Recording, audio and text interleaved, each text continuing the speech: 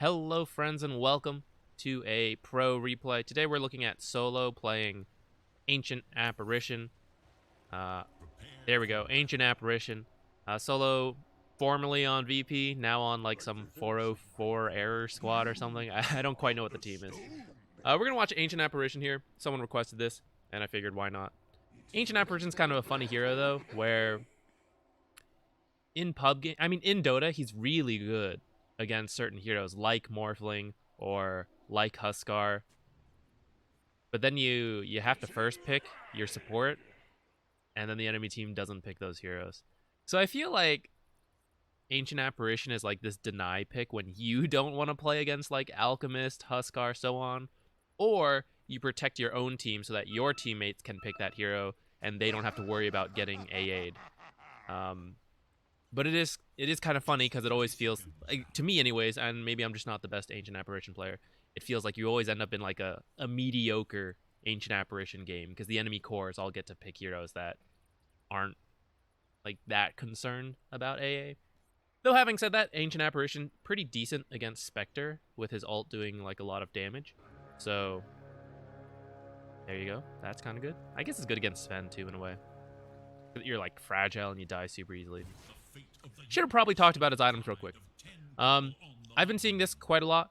I flipped through a couple Ancient Apparition replays to try to find one that made sense to me. Honestly, I I looked through like SVG and solo, and some of the laning like doesn't fully make sense to me. But we're gonna try to figure it out together, I guess.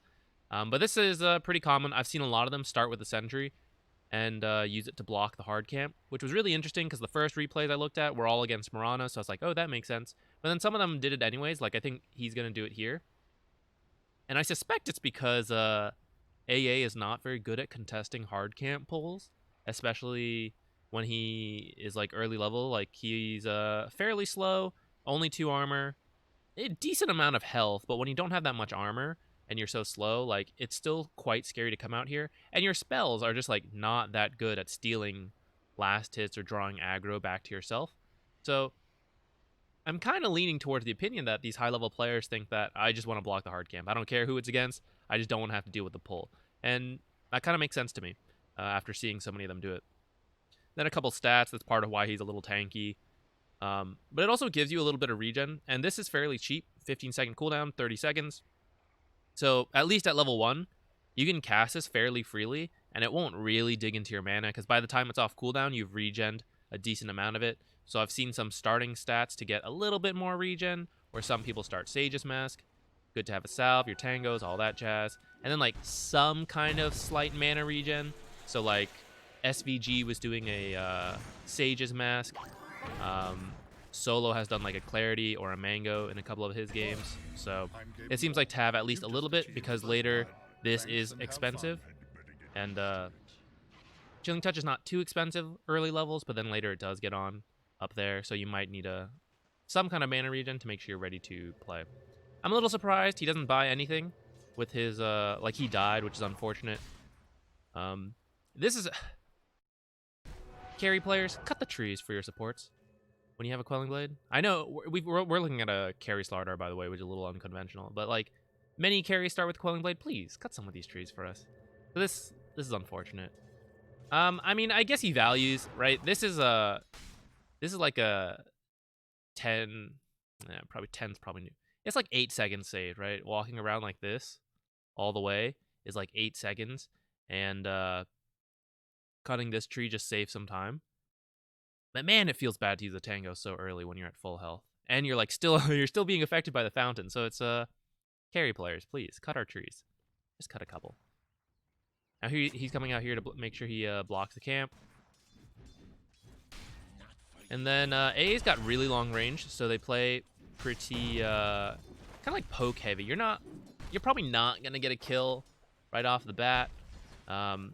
But when you get a bit of bonus damage with this, when you have such long attack range, it's pretty easy to get these easy trades. He's kind of trading with Earthshaker here. He doesn't really care because Earthshaker doesn't actually have any regen, so these trades aren't going... Like, it's weird like to see a melee hero versus a long range hero, like just hitting each other right here.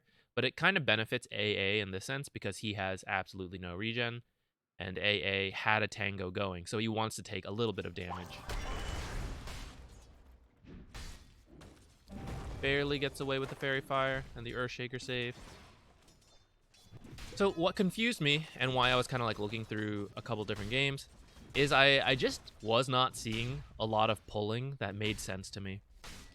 And I don't know if that means like, I mean, I probably do overvalue pulls, and at my level, it's probably easier to get away with some of these pulls.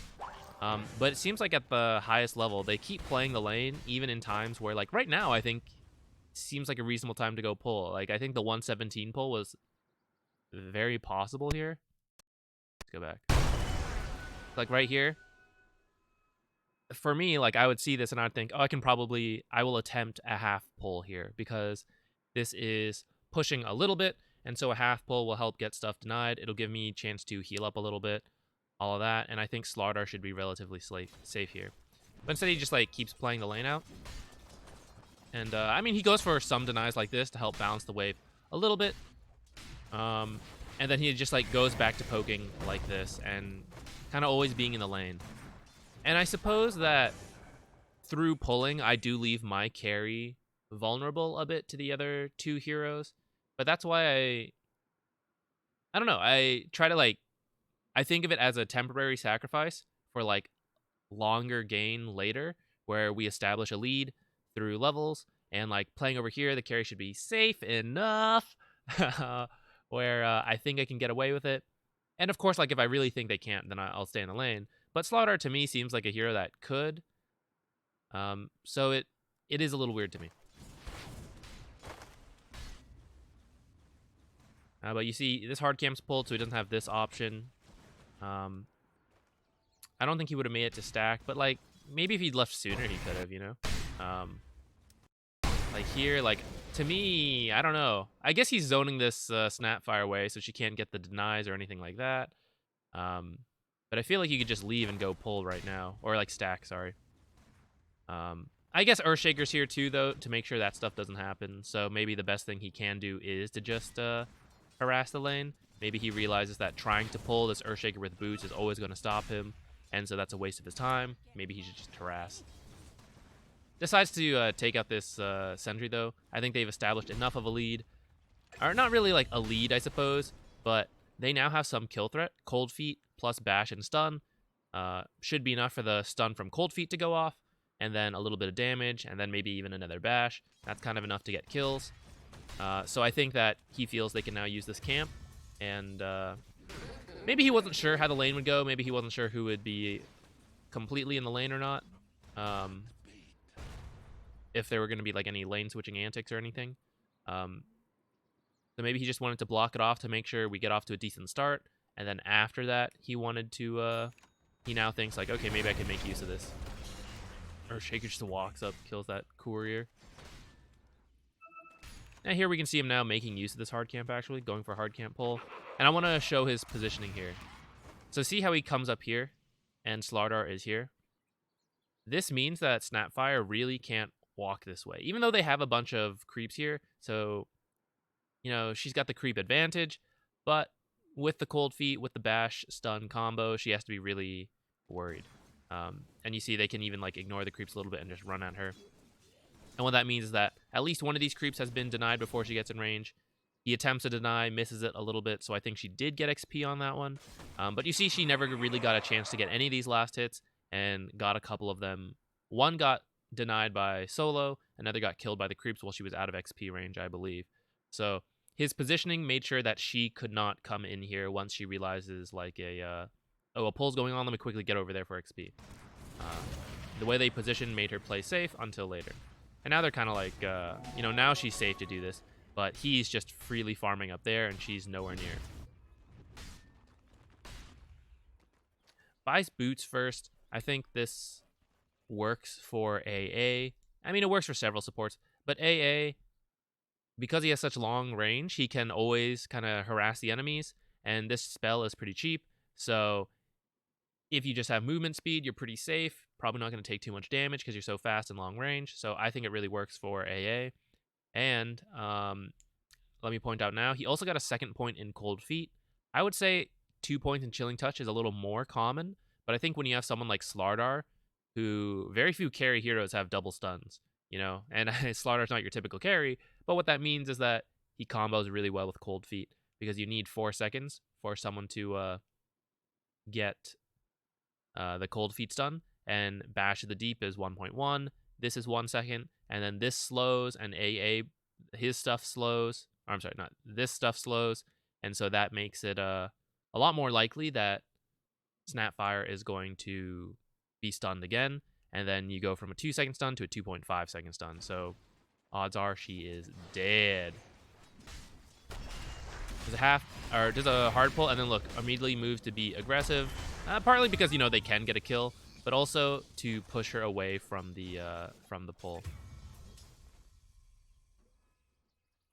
Gonna go get the rune. I think this is good. I like his ward here. I think this is cool because, you know, Earthshaker, not a 4 that's gonna jungle. SF, kind of a hero that's gonna jungle, but going up here is a little bit out of his way. It's more common to like use these camps over here. So by putting the ward here, even though it blocks the camp, it's not quite likely that anyone is going to discover this immediately. You know, some offlaners are a bit more likely to jungle these camps, especially if they're having a rough time, like Tidehunter, but Snapfire is not quite a hero like that, and so I think this is cool. I think you get vision in this area. You don't really have to risk your life walking up here. It's pretty unlikely they saw you ward from here, so I think that's cool. How do I get rid of this? There we go. Probably gonna die here. Oh my god. Oh my god. Oh, look at that sick juke. No way. Too bad. Yeah, it was pretty close though. Slardar might kill this guy.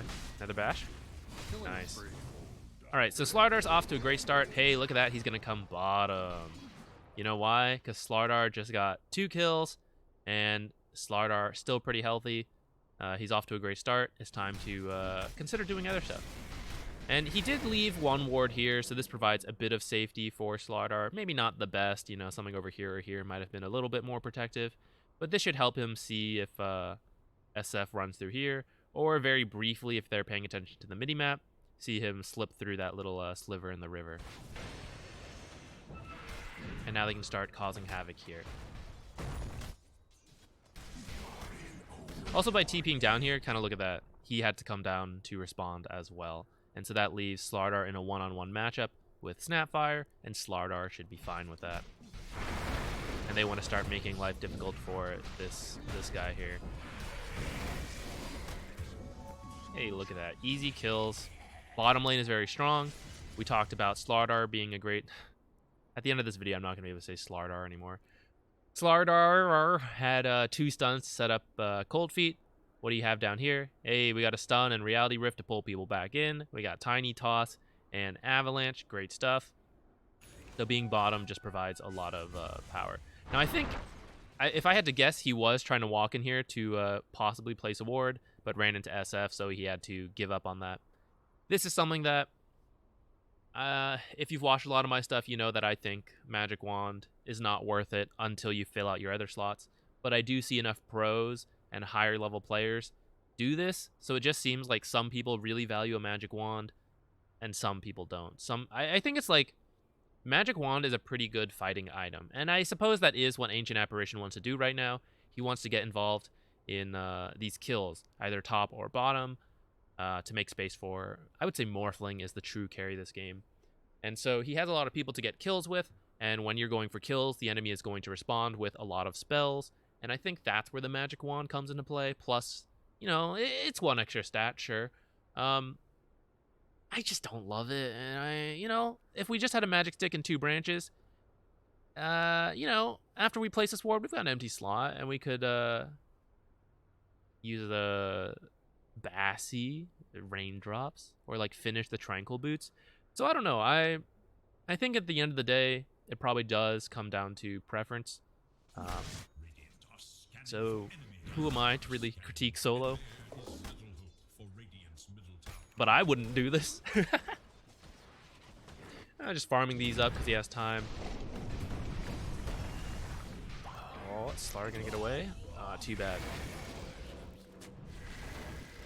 He TP'd bottom, reacted top to this rotation. It was trying to help out his Slardar because technically that's his position 1, I suppose. I don't know if CK's like actually the carry and they just like lane swapped or what. I can't see them communicating, and I suspect I wouldn't understand it anyways. But it's good that they did enough, right? Because he TP'd bottom, that means he can't respond top, but that's sort of okay because they just killed top, and then they want to create pressure down here, and he showed immediately, so that means Earthshaker wanted to TP bottom as well, and then they did enough stuff that by the time Faceless Void rotated, he had his teleport up again. Now, unfortunately, he didn't save the Slardar, but he was there to rotate. And that's kind of what matters. Do your best. Now this lane's empty, though, so he's going to get the last hits. This frees up this lane because now Slardar wants to be a bit more active. That's kind of what the hero does. He like looks for kills. He's not the fastest farmer. Sometimes he'll farm up an item first and then go do this. But it looks like he wants to go play active, and that means someone still needs to defend top. So AA is a hero that, you know, he likes to be in these kills, but who likes to be in these kills more, Slardar or AA? It's Slardar. So AA needs to fulfill the role of defending this tower up here, and that's what he does. He's gonna play it safe so he doesn't die. This SF, get a free D ward. CK coming up here because they do want to defend this, I believe. Oracle kill, probably at the life of... Hold on.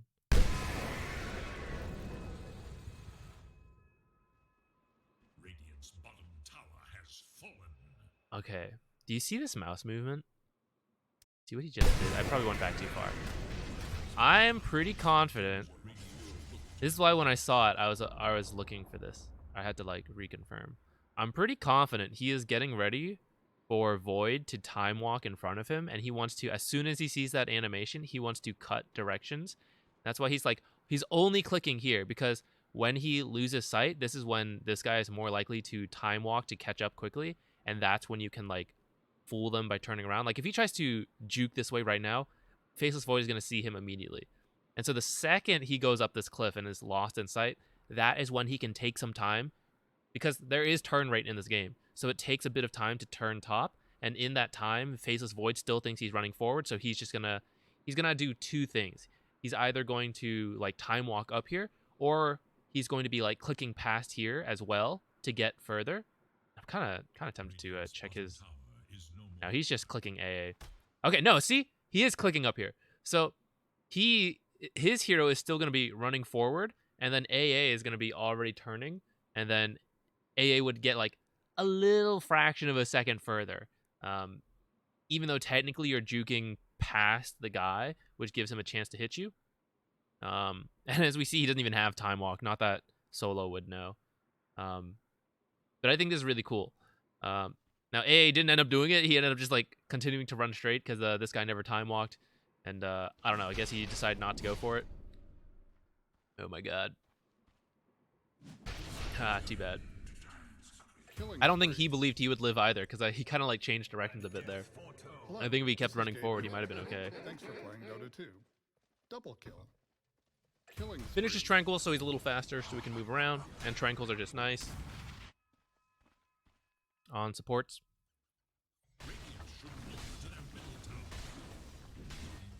A couple clarities, because your spells are a little expensive. And look, he's maxing Cold Feet, and I think we already talked about it. I think there's really good synergy with the teammates he have. Sometimes it's not. Sometimes you don't have people who can set it up, and then I see Chilling Touch maxed out a little bit more. Does get 1 point in Ice Vortex. We'll let him check high ground, stuff like this.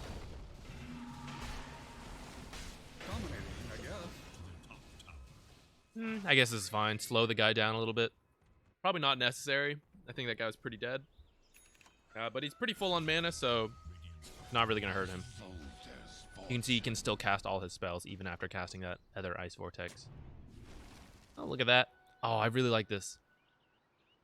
he places it a bit to the edge because if you just place it on top, I'm pretty sure you won't see these edges. And so by placing it at the edge, he's trying to check if the enemy team tried to be a little next level and to put their sentry or put their ward here. Because if you put the sentry up here, then it won't actually, like, it'll give you vision of this area, but it won't give you vision of these spots.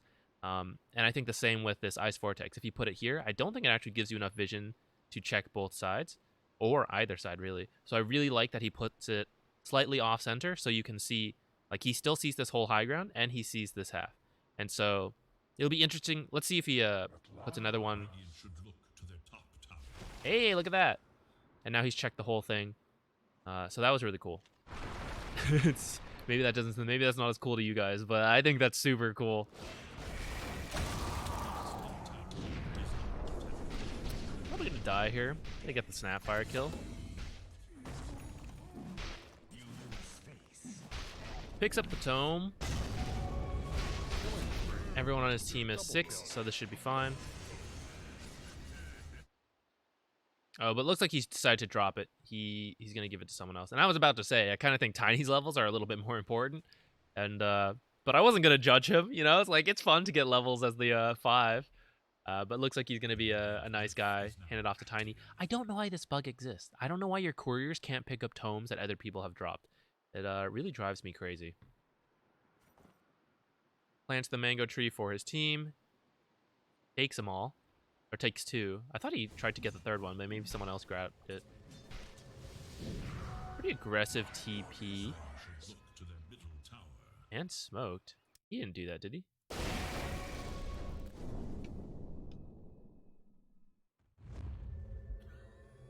Tiny did that, right? I think Tiny did that. I don't know why you would TP right in front of their face. Smoked up like that. Very bold.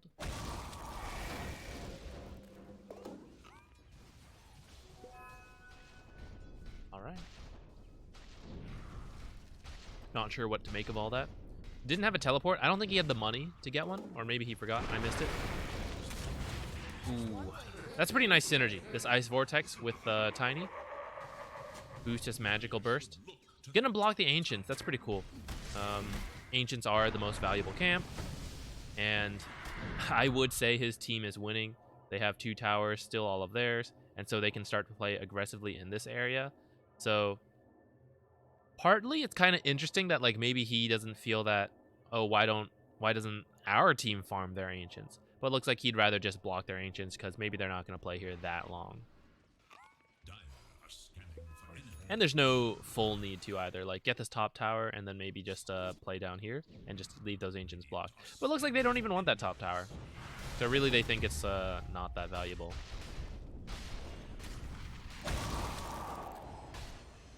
I'm interested by his, like, scouting Ice Blast. You know, he's like, I see a guy just like, whoa, I'm gonna get him on his own.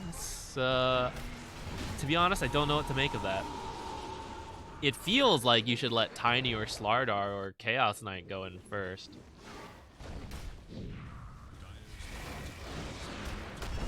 Dominating performance.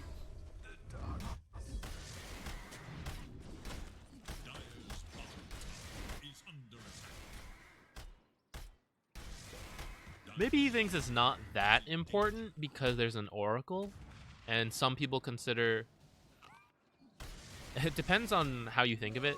Oracle counters AA, or AA counters Oracle. It just depends on the timing of the ultimates.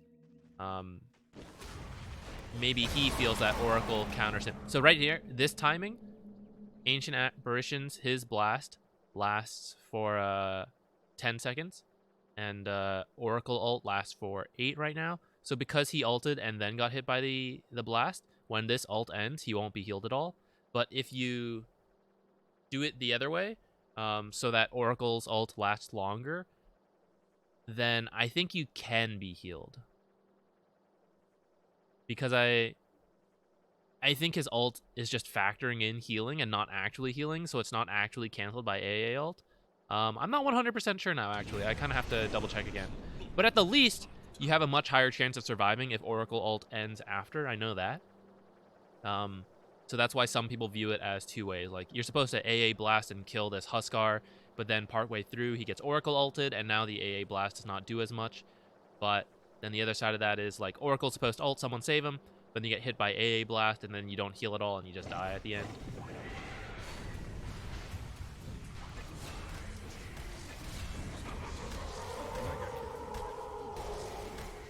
Hello, this is Gabe Newell. Game looks like it's going fine for them. Picks up a Bassie. I've seen some people do this earlier. Like, SVG was picking it up sooner. He would get a Sage's Mask and either leave it at that or finish a Ring of Basilius. Looks like he's decided as his next item he wants to get a Veil. I guess that's pretty good with Morphling and Tiny. Not so much synergy with these guys. And I suppose it's also a little surprising because there's an Oracle. But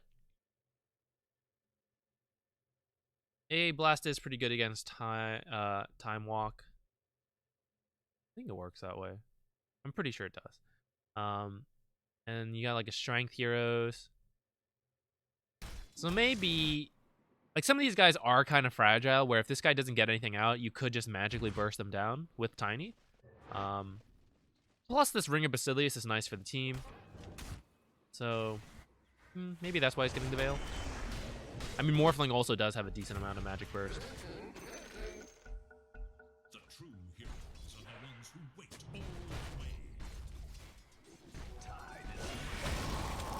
Hey, look how much damage that is on his own. Pretty crazy. Like, he actually just solo killed that guy. Let's watch that again. If you guys want to attempt this, let's see the order. Let's really break this down. So,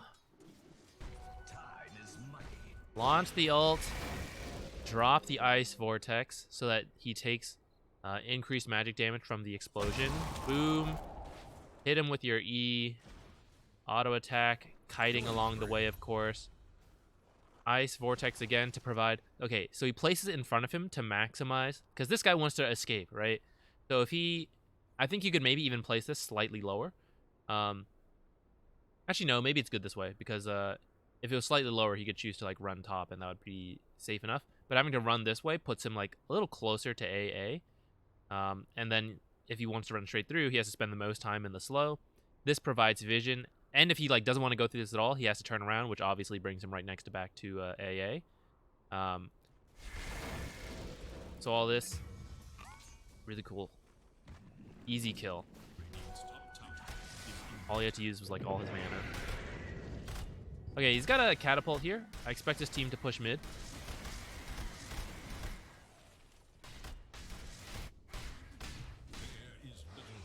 Some other AA items I've seen are Glimmer Cape. It's probably decent, but also not that decent. Like, she has a lot of magic damage, he has a lot of magic damage, a lot of magic damage, a lot of magic damage. But then Chrono reveals you. So if you were to try to save someone who is getting chronoed, that doesn't help that much. And also, I believe Oracle can... I mean, the timing's a little tough, but I believe you can dispel the Glimmer Cape. Yeah. So, perhaps that's why he doesn't think this is a Glimmer Cape game, or at least a next item Glimmer Cape. And he wants to play aggressive. I mean, his team is, like, pretty ahead, right? So, perhaps he wants to keep playing aggressively, and that's why he's decided to go for the Glimmer. Or, I'm sorry, the Veil. And it'll help him tank up a little bit, I suppose. I've seen Atos, but that doesn't seem very good with an Oracle. Yules used to be a thing as well, where you can cold feet someone in Yules, and it's kind of like a self setup. I suppose that's still probably decent in this game. Oh my goodness, he's gonna solo kill the SF.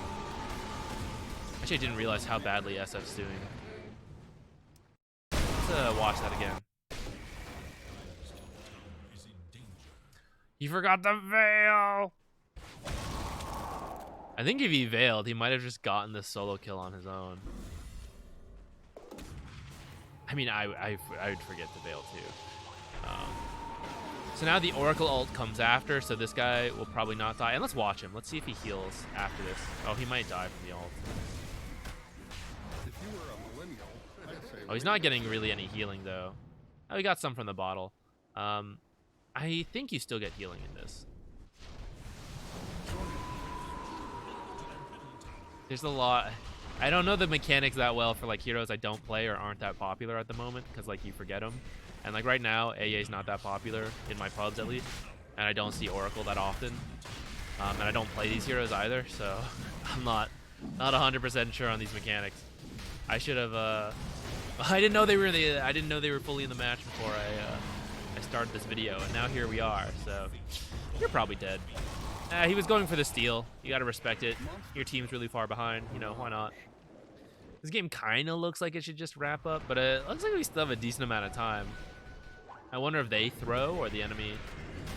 Well, let's give them some credit. So the enemy does have a pretty sick combo with the Chrono and Snapfire ult. And then, of course, you could always get a good Echo Slam. And then SF also provides decent AoE in a Wombo combo. So perhaps they screw up going high ground here. We'll see what happens. Not sure what else could happen because this game goes on for a long time. Oh, and I'm bored of it already. Okay, the net's really good for setting up cold feet. And this guy's a mobile hero, so ooh, close.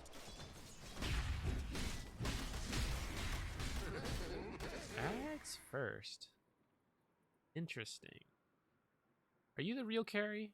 I'm really not sure. I mean, I guess Morphling's the carry, right? And in that case, that kind of explains why your hard carry, quote unquote, position 1, picked something that's not quite a carry, because Morphling is a carry. So if you pick another carry like, I don't know, Anti-Mage, Luna, whatever, PA, like they're doing the exact same thing as Morphling. And so I think this is kind of cool to pick someone like Slardar. And I don't know if like CK was originally supposed to be the carry, but CK can also be an offlaner, so I think this is fine. Unconventional, but fine. Cool, there's a lot of clarities. I guess he doesn't want to go back to base. Hey, look at that. There's the combo we just talked about.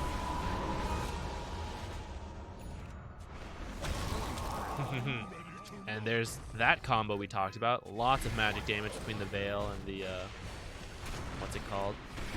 Splits up, walks this way so that they have, if they want to kill him, they have to spend time here or walking this way to the left. And Tiny is more likely to get away. Tiny might still die here anyways. But that's kind of why. If you think you're going to die there, like he was dead, he knows that. If he runs to the right, you're just letting them kill you in the same direction as where they might get a second kill. And it looks like they're going to get it anyways, but it took a little longer than it could have if he had just ran to the right. So I think it's still good for him and you guys to try to do that as well. Getting a 4-staff now, maybe trying to get people out of the Wombo combos if he can see it coming. You can try to 4-staff them out. Or you can try to 4-staff the enemy into the Chrono. That's also pretty funny.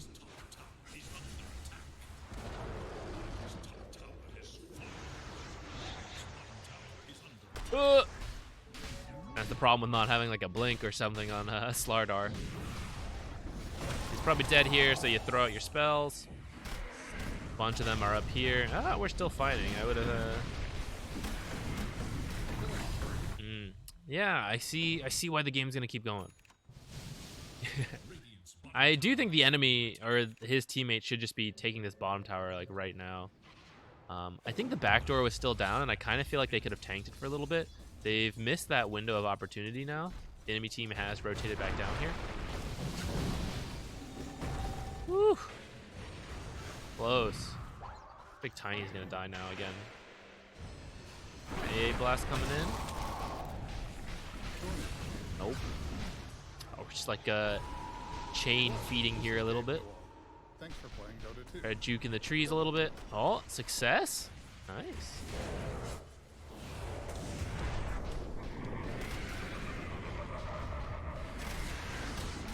Interesting. Is that a misclick? Why did he smoke there? I mean, they're already pretty close to the fight. So there's probably not too much of a reason to smoke to get to the fight sooner. It's a very... It does provide a movement boost, but it's probably very minimal for this amount of distance they have to travel. Maybe it's because he's so low, he's worried that, you know, if they have vision here, maybe one of the heroes will try to, like, randomly snipe him. So maybe he chooses to smoke to try to stay out of sight back here. But then walks in anyway, so, you know, I don't know. It might have just been a misclick, guys.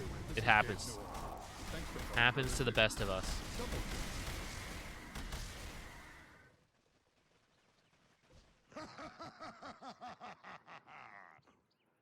Another benefit of the clumsy net is it does provide a lot of mana regen, which is pretty nice. Is it just 2? I mean, I clearly see it says 2 here. I was thinking of the tier 2 neutral item video we did. I thought it said... Oh, maybe I'm thinking of the ring that does 2.5. Maybe net just does 2. For some reason, I thought it did 2.5. Looking for this guy, because they know he doesn't have his ult. Did not land the ult on AA, though. I do find it a little surprising, guys. I would have thought you just let Tiny go first. Tiny has a blink, right? Yeah, I would have thought you just let Tiny go first. AA blast, drop all your stuff. I guess by the time... I guess they needed vision of him, so maybe that's why he was doing it. Still a little surprised not to use, like, Ice Vortex first. Maybe they thought they had the damage without it anyways, though. Yeah, I mean, it's easy to critique when I'm just backseat gaming, watching. I think I have vision around here. Roshan. I've kind of lost track of the timing. Just watching the game, I have no sense of timing, really. Because we, like, speed up and forth. But I think Roshan should be around now. Or, like, at least have the possibility. And wards do last for a bit, so it's like, okay, let's get it set up in this area, ready for Roshan later. And if we look at their minimap, they have some decent vision here, and then hopefully, you know, another one in this area later. He doesn't have one right now, but he could pick it up later. And you could just post a hero up here too, or an illusion. Or the Ice Vortex even. You know, but if you don't have any wards, then it's really hard to do that. You can only Ice Vortex or illusion so many things. This high ground ward kind of tells me they want to play up here for a while. I would assume.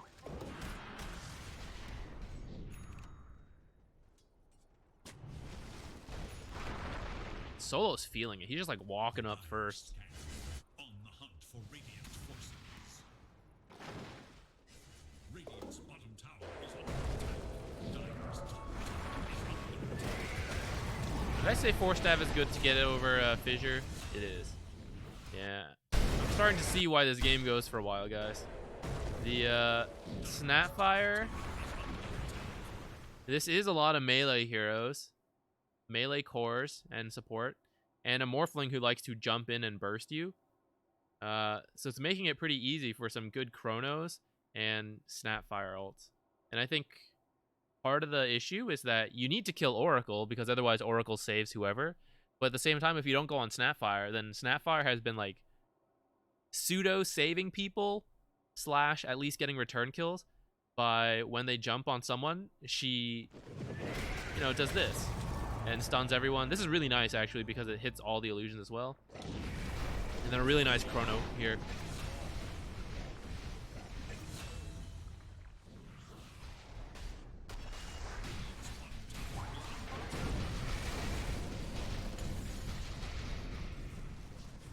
They're losing a bit of momentum now. Ooh. Killing spree. Hello. This is Losing a lot of momentum now. The game is pretty much even at this point. Aside from towers, of course. But, I mean, I know it obviously shows like 6k ahead on the Dire side. But at this stage of the game, 6k is like not that big of a deal. And obviously, they're still winning fights, even when they were like 10k behind, or whatever it was. So being 5k is like an improvement from there.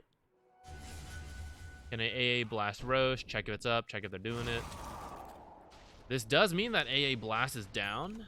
It looks like it can get here fast enough where it's okay. Really looking for a return kill because Snapfire ult and Chrono are still down. Or it looks like just Chrono's down. But that's part of the combo anyways, so.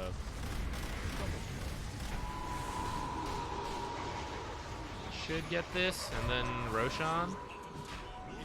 Morphling's already in there.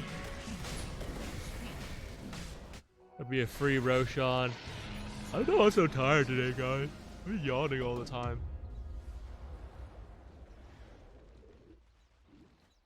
How unprofessional. Telescope, really nice. Although this is a global ability, so Telescope doesn't do anything for that. All the rest is pretty nice. And it's nice to give your Morphling a bit more range. And give, like, a bit more range to these guys as well for their abilities. Now, this is a little interesting, though. They're kind of, like, going high ground without the whole team. Well, I guess some of them are dead anyways, right? But this is, yeah, this is what I was about to say. This is what I'm worried of. That, like, what if they buy back and then they Chrono Snapfire ult?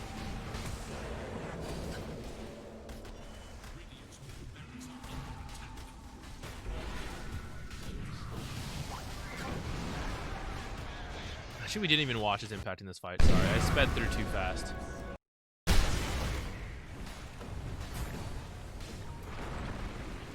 What even happened? Oh, he didn't see this guy TP in on him. I also didn't notice that because we were just speeding along and I was wondering about the high ground. I think I was looking at the minimap when he died, so I didn't notice. Suddenly I realized he was dead and I was like, what?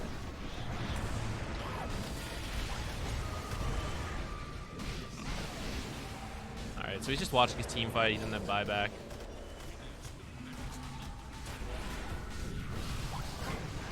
Morphling has the most tower damage. I kind of think if you have anyone diving, it's the it should be like the Slardar who dives, and then Morphling and CK take the buildings.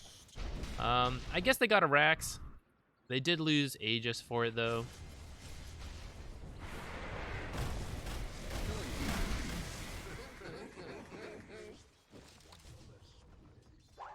The enemy team did use their Wombo combo though, which gives you a chance to get a bit more. But they don't have any of the tier 2s yet.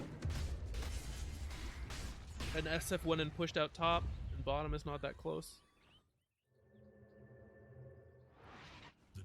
Trying to scan to find the SF. They're cutting top so that no one has to like run all the way top. But it'll still take a while for top to get there. So maybe they're going to go bottom instead. Kind of looks like they are. Placing wards. This is a very aggressive ward because they're going to fight in this area. They plan on defending that cliff ward. Oh, SVG had a cool ward here. It was right up here. And it gave vision to this camp and gave vision to this area. I thought this one was really cool. I haven't seen that one in quite... I don't know if I've ever seen it, actually. I think I saw it in the past, and then I thought it wasn't possible anymore because of the way they moved camps. But I guess it is. I guess it's still right here. And that's something I didn't realize. So this is a pretty cool ward spot, guys. Give it a shot. I think it would be very unlikely to get this dewarded because this sentry won't cover it, this sentry won't cover it, and a sentry spot in this area is very common to get both cliffs, but it wouldn't hit this area either. I suppose if you put a sentry here, it would get this. But many people don't put the sentry here. They put it like over here to get the cliff and this area. So really cool spot. And it's cool enough that I even wanted to point it out. So even though that's not the game we're watching. Okay, see, he's like trying to find this SF kill. That's why he's like doing all this. And he's pinging like, go kill that guy right over there. Morphling does not want to go for it, it seems. Because if you can kill the SF, then it makes the high ground a lot easier. Because SF is like the one split pushing all these by himself. And, get him killed. Rip. Didn't really get any of his abilities off. There's the Wombo again.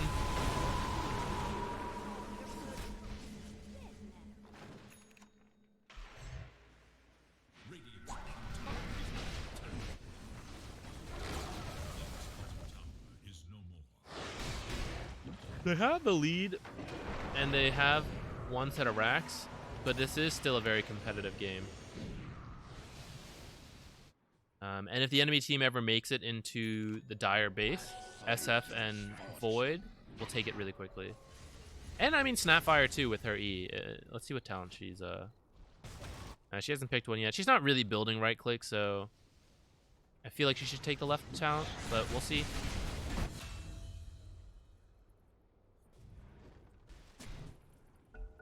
Now he chooses to get a Glimmer. True heroes are the ones who wait all the way.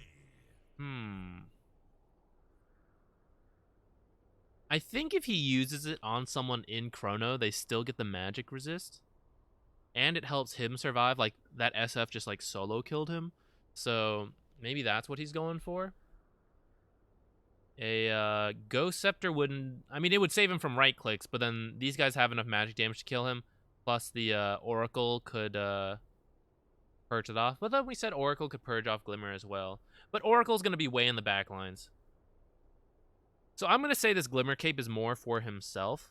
Because if you think where they stand, like right now, let's imagine... like this is AA, this is Oracle, and then this is where the fight happens. That means if you use Glimmer on any of these heroes, Oracle has an easy enough time purging it off. But if you use it on yourself, because like the SF jumps you, right, Oracle's never going to get over there because there's like a whole fight going on here, and it's not Oracle's job to kill you. Oracle's job is to protect people here and maybe help with the kill if he can like dispel something.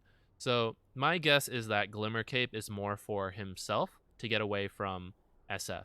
And if he used a Ghost Scepter instead, one, Ghost Scepter can't help his teammates at all. Let's say, like, Oracle's dead. But if he uses Ghost Scepter, then I think SF just, like, triple raises him, and he's dead. So, I think Glimmer is a little better. SF at this point of the game, right, he doesn't have the slots for detection. He ain't carrying that. And so maybe that's why he waited to this end game. Maybe he thought these had more value first, and then... Like, Invis is really strong at the start, dips down, and then is really strong at the end again. It's strong at the start because people are poor, don't quite have the money, and don't really want to afford detection that much. Then in the mid-game, everyone, like, is buying detection now that they realize you've got Invis, so everyone has it, and it sucks. And then towards the end game, people are running out of sentries. Maybe a gem has been bought or dropped. But then slots are also filled up, so then you don't quite have space for detection again. And so Invis has this very interesting, like, strong, weak, strong kind of power spike. And so it's interesting he's buying it last. Like, usually people buy this first to make use of it at, like, being strong at the beginning, and then it dips off naturally and then gets stronger later. And he's just like, I'll just buy it at the end. And get other stuff along the way. I mean, maybe we're overthinking that. Maybe he's like, I've got no clue what to buy, guys. Let's get a Glimmer Cape. But I feel like I see some merit there in the way that a late game Glimmer can still offer something.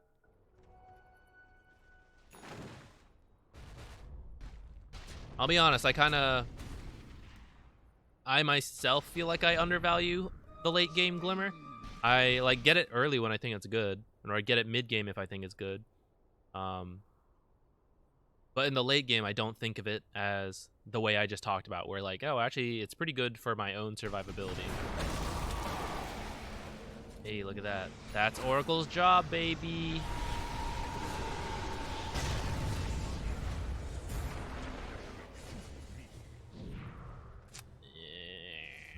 Yeah, they were going for the, Ooh, let's go check, actually. Alright,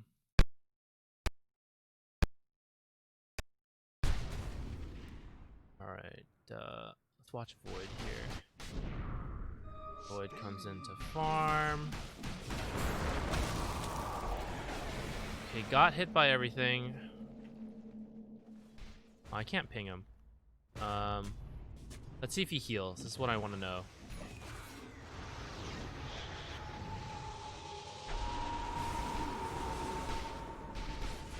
Yeah, so as long as Oracle ult happens after, I'm pretty sure you get the full heal. Or like whatever you're supposed to heal. And it's not affected by AA during the duration. Now we know, guys. So far we've learned cool ward spot there. a cool ward idea here. Glimmer Cape late game, and the AA Oracle interaction, which I knew but forgot. Yeah, we're definitely at an even game now. Even though it says 34-45, you can see the gold. Obviously, they can't see the gold, but they should have a feeling. They're winning these fights. It's getting tough.